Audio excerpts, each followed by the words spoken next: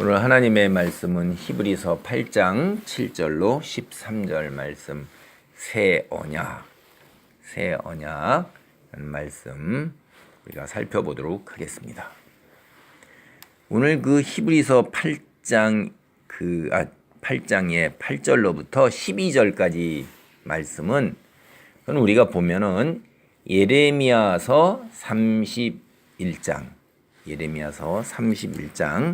31절에서 34절까지의 말씀을 갖다가 그대로 인용해 가지고 오고 있는 거예요. 그래서 이 히브리서 성경 전체가 굉장히 어려운 것이 이야기가 구약 성경을 갖다가 그대로 인용해 오거나 혹은 이렇게 그 바탕에 깔고서 개념을 깔고 말을 깔아서 그렇게 전달하고 있는 것들이 너무나도 많기 때문에 구약에 대한 이해가 없이는 이 히브리서를 갖다 이해하기가 굉장히 어려워요. 그래서 히브리서 성경은 구약에 대한 전반적인 그 이해 속에서 우리가 성경을 바라봐야 되는 거예요.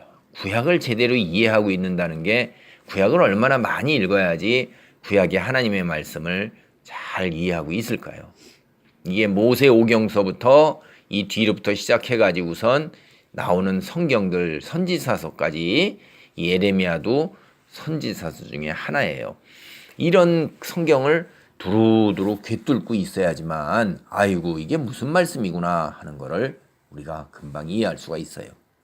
이게 우리가 여기서도 보면 8절서부터 12절까지가 다 에레미야서를 인용하는데 그 에레미야가 무슨 얘기를 하고 있는지를 이해해야지만 이게 또 하고 옛 언약과 새 언약이라고 그러니까 이게 언약이 도대체 뭐냐 하는 거를 또 이해를 하고 있어야지만 이걸 갖다가 이해할 수가 있는 거예요.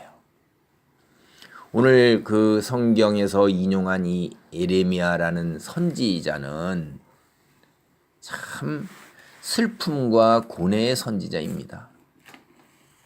우리가 성경을 보면 이렇게 다윗이나 솔로몬과 같은 사람도 나오고 엘리야와 같은 사람도 나오지만은 이렇게 에스겔이나 이사야나 예레미야처럼 참 어려움의 시기에 어려운 삶을 살았던 사람, 슬픔에 찬 고뇌의 삶을 살았던 사람, 자신이 하나님의 말씀을 외쳐도 허공에다 대고 외치는 것과 같은 반응이 없이 사람들이 목을 곧게 세우고 귀를 닫고 듣지 아니하고 불순종한다는 것을 알면서도 그 길을 걸어가야 했던 그런 사람도 있는 거예요. 이 예레미야 선지자도 바로 그런 사람이에요. 이제 북이스라엘 왕국이 예수님 오기 721년 정도에 멸망을 했습니다. 아시리아에 이제 멸망을 했어요. 그리고 나서 이제 586년 경쯤 이때쯤 이제 남유다 왕국이 바벨론에 의해서 결국 멸망을 하고 맙니다. 이렇게 북이스라엘 왕국이 멸망하고 난 이후에 100여 년의 세월이 흘러가면서 이제 남유다 왕국이 멸망하기 직전 한 40여 년 동안 걸쳐서 하나님의 심판을 계속해서 경고하고 그랬던 선지자가 이 예레미야 선지자예요. 40여 년간을 살았죠.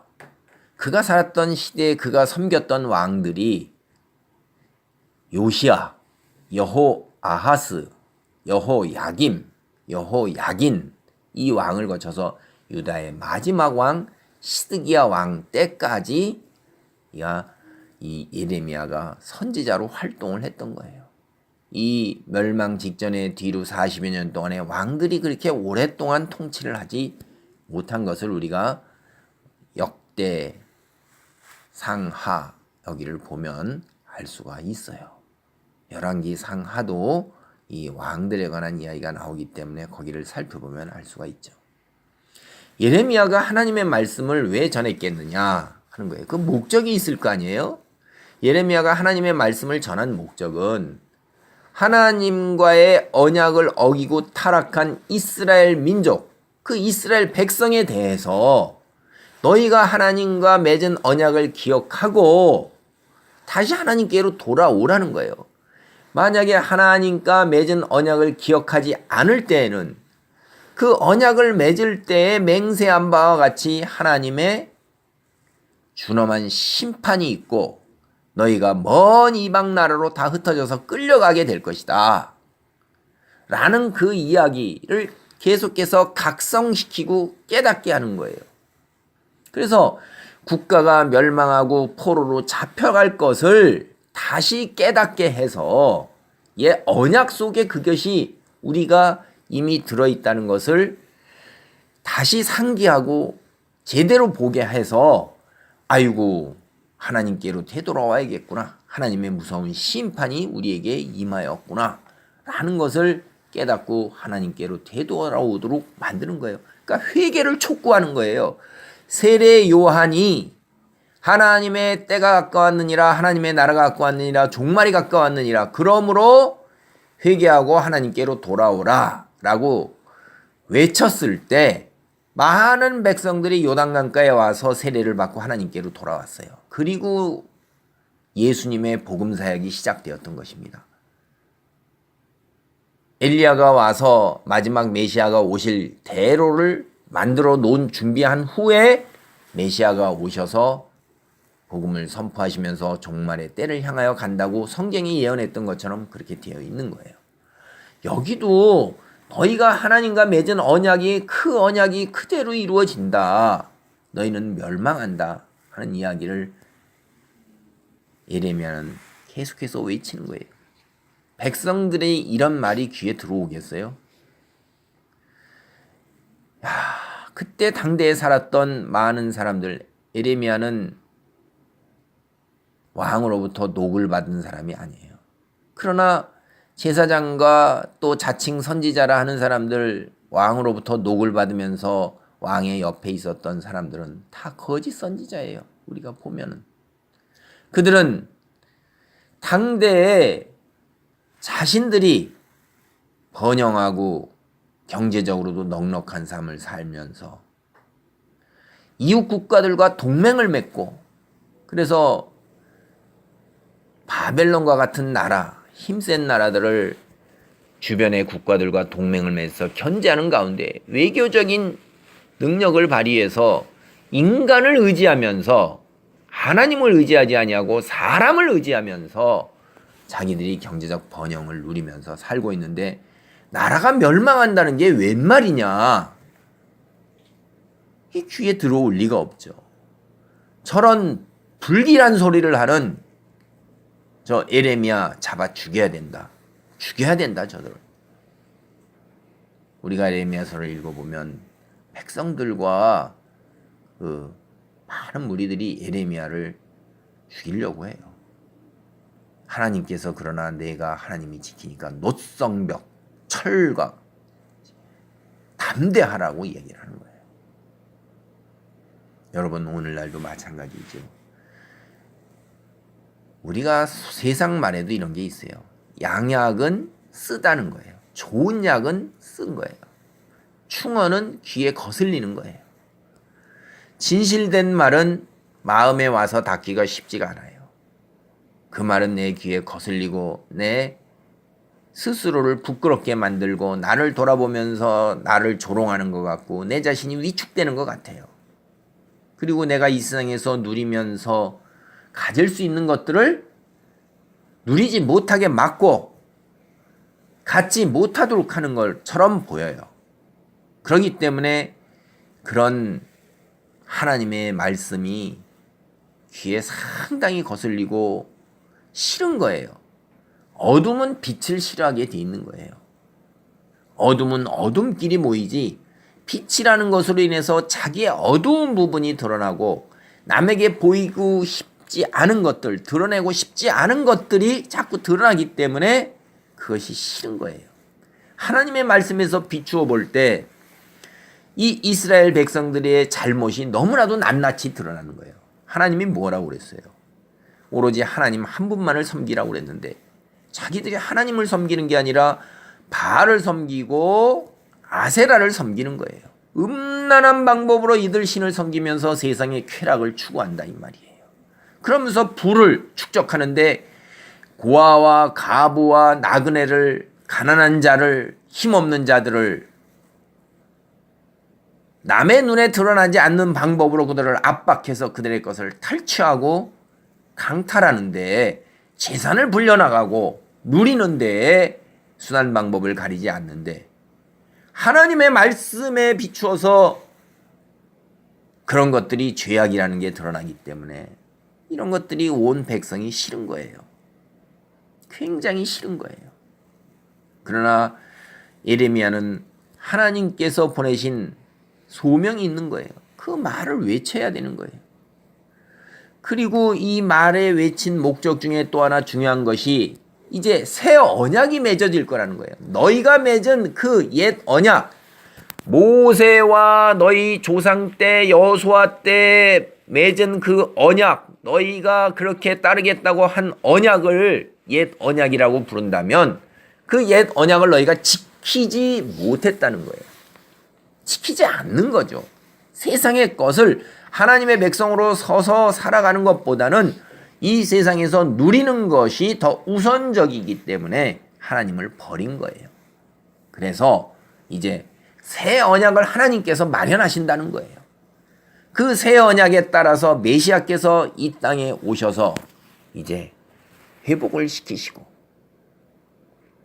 치유하시고 죄악과 타락으로 얼룩진 이 세상을 하나님의 거룩한 통치로 원상회복을 시키신다는 것을 가르치는 거예요. 이 두 가지를 갖다가 예레미야는 선지자로서 백성들에게 외쳤던 것입니다. 오늘 히브리서 8장 8절로 12절의 말씀, 예레미야서의 31장 31절로 34절의 말씀을 그대로 가져온 것입니다. 예레미야서 31장 31절로 34절까지의 말씀을 보도록 합니다. 여호와의 말씀이니라. 보라, 날이 이르리니 내가 이스라엘 집과 유다 집에 새 언약을 맺으리라. 그러죠. 새 언약을 맺는다는 거예요. 32절에 이렇게 말씀하셨어요. 이 언약은 내가 그들의 조상들의 손을 잡고 애굽 땅에서 인도하여 내던 날에 맺은 것과 같지 아니할 것은 내가 그들의 남편이 되었어도 그들이 내 언약을 깨트렸음이라. 여호와의 말씀이니라.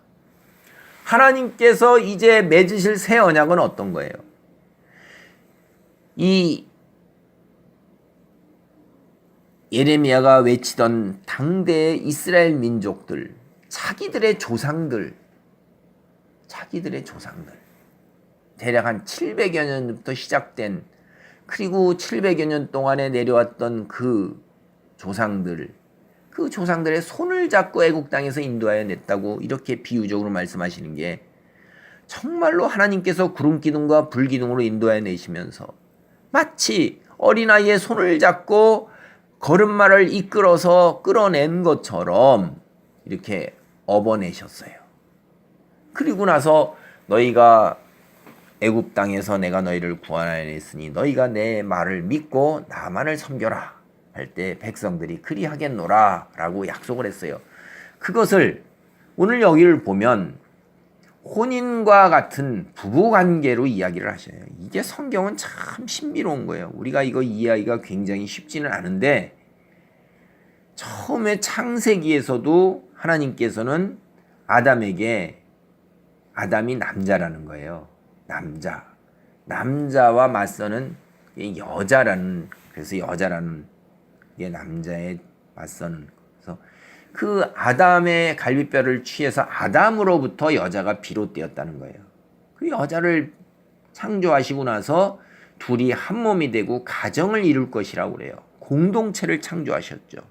홀로 있는 것을 하나님께서는 그렇게 말씀을 안 하셔요. 그런데 우리가 이 신약에 왔을 때 예수 그리스도를 우리의 신랑이라고 그러셔요. 그리고 믿는 자들은 신부라고 그럽니다. 그래서 예수 그리스도가 이 땅에서 오시는 날, 이제 다시 오시는 날 혼인잔치 얘기를 하셔요. 천국에 들어갔을 때도 혼인잔치의 비유를 하셔요. 잘 보셔요. 우리가 신부고 그리스도는 신랑이에요. 그런데 이것이 창세기에 신랑과 신부가 있어가지고선 한 가정을 이루고 공동체를 이루는 것에 빗대어서 하나님께서도 뭐라고 그러세요? 구약에서 너희의 남편이 나라는 거예요. 이스라엘 백성은 그 부인이에요. 부인은 남편에 대해서 지켜야 될 것을 지켜야 되는 거예요. 남편의 말에 순종하고 따라야 되는 거죠. 그러지 아니할 경우에는 그거는 간음이라 이거예요. 바깥에 다른 남자를 따른다면 그것은 잘못된 거예요. 남편과 맺은 혼인서약이 무효가 되고 그걸 지키지 않는 거예요. 이스라엘 백성은 하나님만을 믿고 섬기고 따르겠다고 그랬으니까 그걸 혼인에다 빗대어서 이야기하는 거예요.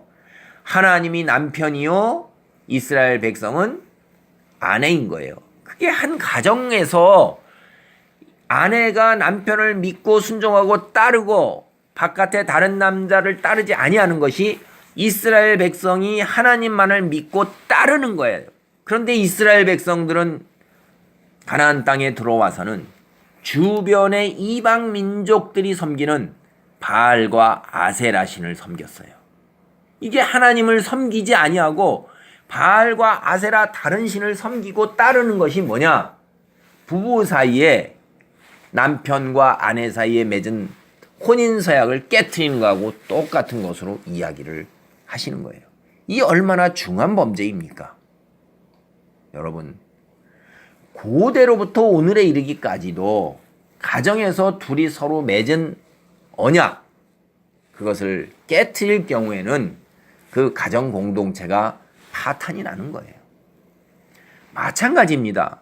하나님 한 분만을 섬기겠다고 그렇게 언약을 맺은 것이 하나님 한 분만을 섬기지 아니하고 다른 신을 섬겼을 때에는 그 맺은 언약이 파탄이 나고 하나님과 이스라엘 백성 사이에 한 공동체가 된 것 자체가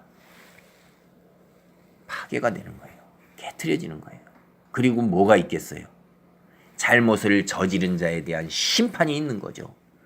오늘날도 똑같아요. 우리가 세상 살아가는 것 중에서 둘 사이에 맺은 언약 속에서 한쪽이 그 언약을 어겼을 때는 그에 따른 심판만이 있는 거예요. 벌만이 있는 거예요. 더군다나 하나님은 창조주세요.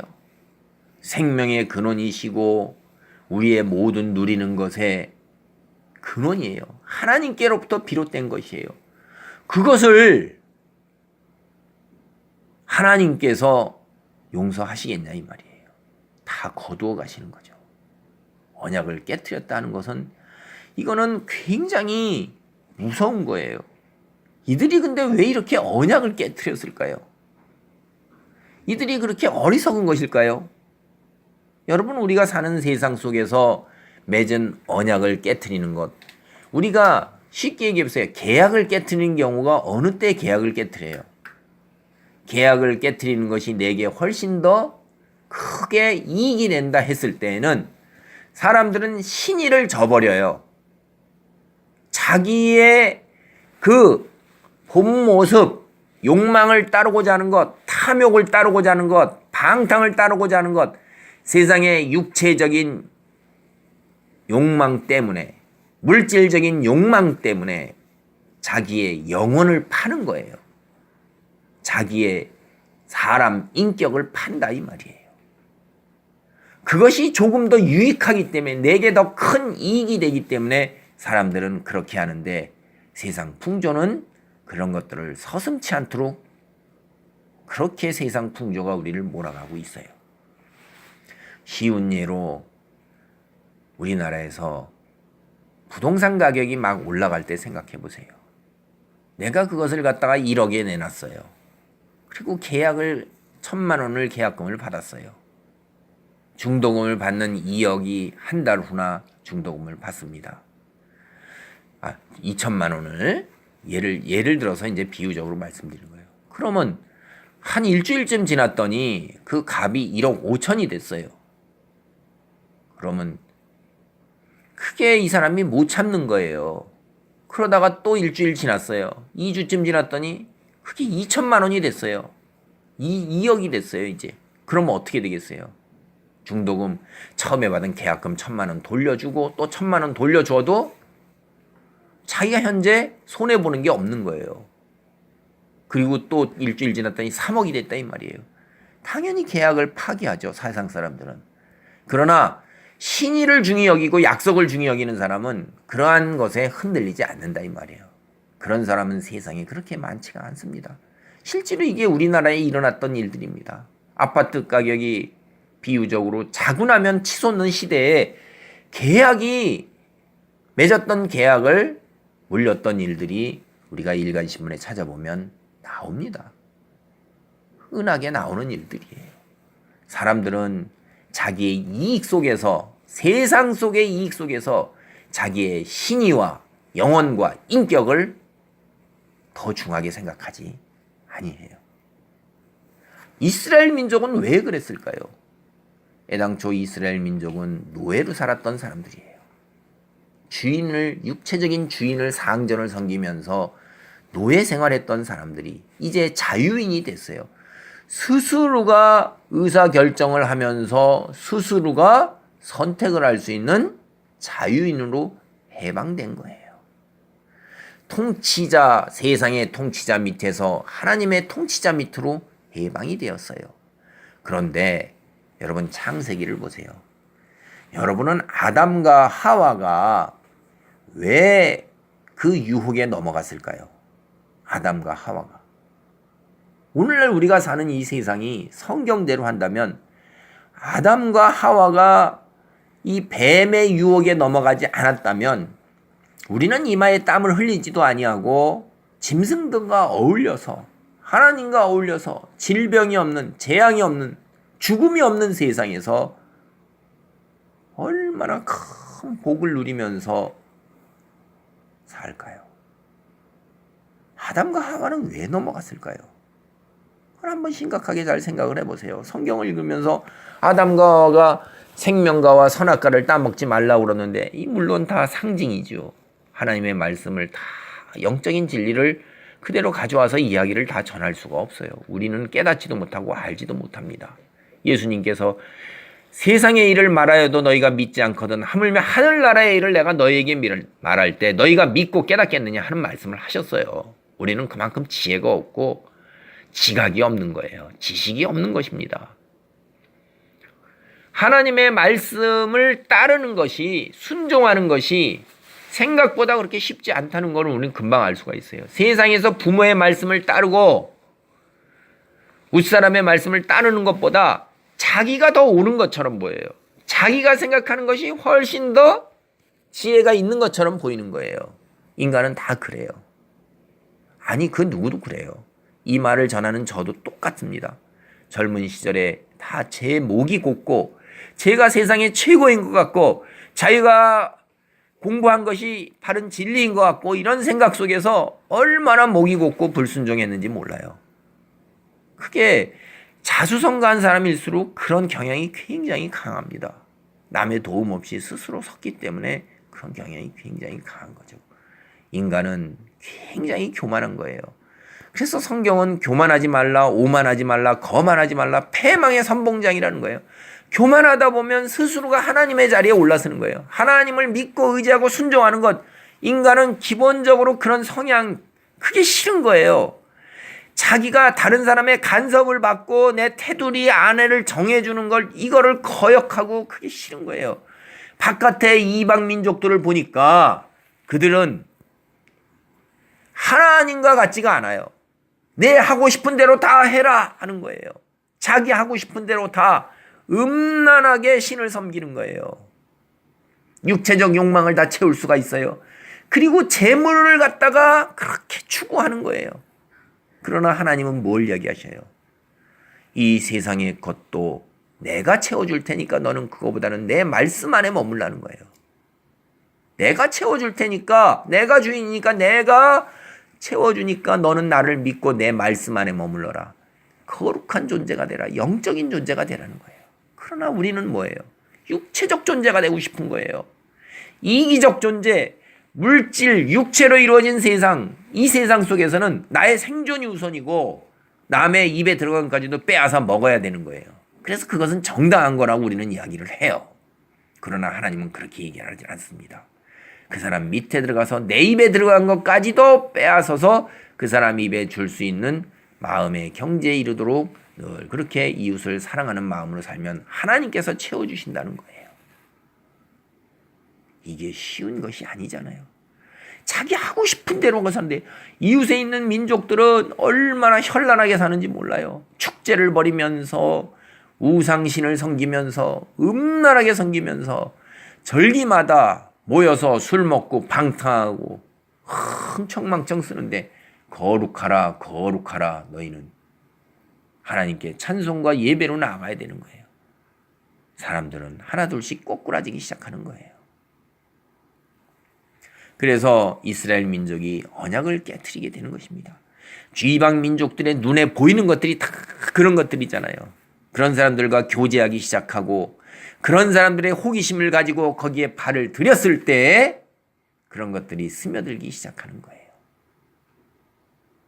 여러분, 이스라엘 민족이 가나안 원정을 시작했을 때 이스라엘 민족 앞에 가나안 이방 민족들이 다 거꾸러졌습니다. 너무나 무서운 이방 민족들은 이제 이스라엘 민족을 저주하기 위해서 선지자를 불러다가 그들을 저주하라고 세웠어요. 우리가 성경을 보면 그 이야기가 나와요. 그런데 저주는커녕 축복만 하잖아요. 그런데 이 선지자가 뭐라고 그러냐면 이 사람도 하나님을 아는 그 세상 사람들에게 선지자로 불렸던 사람이에요. 하나님의 선지자는 아닌데 하나님을 알았어요. 그래서 하나님의 말씀만 전하겠다고 그랬어요. 근데 하나님은 그 사람에게도 역사에서 축복의 말씀만 전하도록 하는 거예요. 이 사람이 못된 꾀를 냈어요. 이스라엘 민족을 이방신을 섬기도록 꼬셔라. 꼬드겨라. 유혹을 해라. 그래서 이스라엘 민족들한테 이방신들로 유혹을 하기 시작한 거예요. 여자들을 집어넣고 우상을 섬기도록 이렇게 했을 때 이스라엘 민족이 여기에 넘어갔습니다. 그래서 훗날 이스라엘 민족들이 이방에 들어가서 침입을 했을 때 그 선지자도 죽여버리는 거예요. 그것이 신약 성경에도 나와요. 여러분, 이렇게 우리가 이 육체적인 방탕과 물질적인 유혹에 그렇게 쉽게 넘어가는 거예요. 하나님께서는 우리를 너무나도 잘 아셔요. 그래서 이제 예레미야 31장 33절을 보면 이렇게 나와 있어요. 그러나 그날 후에 내가 이스라엘 집과 맺을 언약은 이러하니 곧 내가 나의 법을 그들의 속에 두며 그들의 마음에 기록하여 나는 그들의 하나님이 되고 그들은 내 백성이 될 것이라. 여호와의 말씀이니라. 여호와의 말씀이니라 하는 얘기는 내가 말한 거야 라는 거를 다시 확증하는 거잖아요. 우리도 어떻게 얘기해요? 주인이나 상급자나 계급이 높은 사람은 내 명령이다, 내 말이다 이렇게 하잖아요. 그럼 우리는 그냥 따라야 되는 거예요. 그날 후에 뭐예요? 심판 후에 이제 어떻게 할 거예요? 이스라엘 집과 맺을 언약, 새 언약이라고 그랬어요. 이 언약은 옛날에 맺은 것과 같지 아니한 언약이에요. 법을 우리 속에 두는 거예요. 하나님의 말씀이 이제 우리 속에 있는 거예요. 그리고 우리의 마음에 하나님의 말씀을 기록해요. 그래서 우리가 하나님을 잊어버리지 아니하여. 그래 우리는 늘 하나님을 각성하고 깨닫고 하나님의 말씀이 내 마음속에 기록되었기 때문에 우리는 당연히 하나님의 백성에서 떠나지 않게 되는 것입니다. 예레미야 31장 34절 말씀입니다. 그들이 다시는 각기 이웃과 형제를 가리켜 이르기를 너는 여호와를 알라 하지 아니하리니 이는 작은 자로부터 큰 자까지 다 나를 알기 때문이라. 내가 그들의 악행을 사하고 다시는 그 죄를 기억하지 아니하리라. 여호와의 말씀이니라. 하나님께서 다시 당신의 말씀이라는 걸 강조하시는데 이제 주변 사람들에게 여호와를 알라 하나님의 말씀을 읽어라 하지 아니하라는 거예요. 여러분, 이스라엘 민족은 당대의 성경을 그렇게 많이 가지고 있지를 못했어요. 하나님의 말씀을 받아 적어서 돌판에 십계명을 적고요. 양피지에다 성경을 그렇게 많이 못 가졌습니다. 그래서 안식일에 모여서 사람들이 다 서서 성경 낭독하는 것을 대부분의 사람들은 다 듣기만 했어요. 귀로 들은 거예요. 이 성경은 구약 신약 성경 다 마찬가지예요. 낭독하기 위해서 만들어진 거예요. 눈으로 읽기 위해서 만들어진 게 아니에요. 소리 내어서 읽었던 것입니다.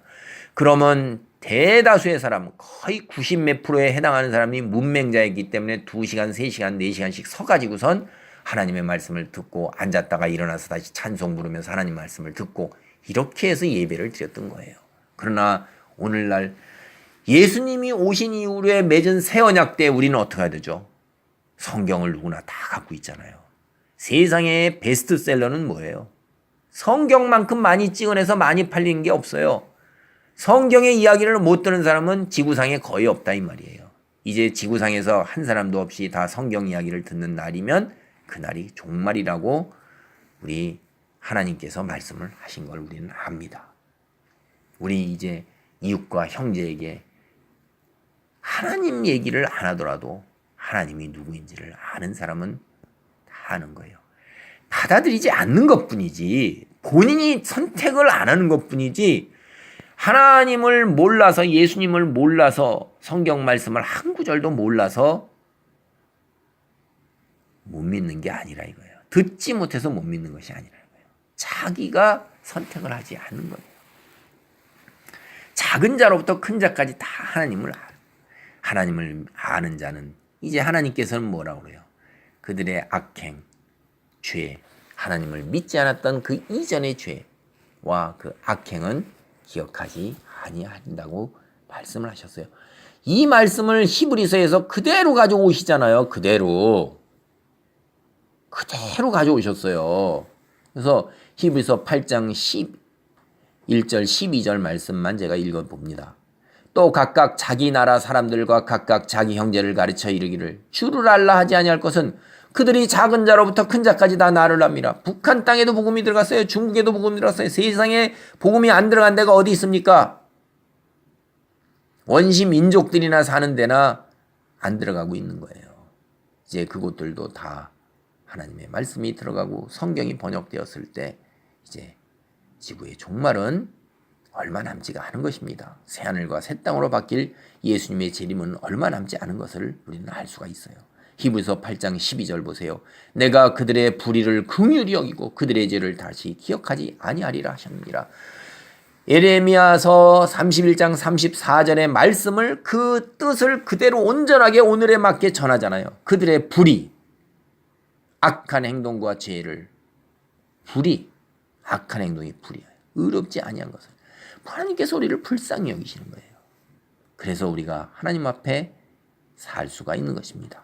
히브리서 8장 13절 말씀 보세요.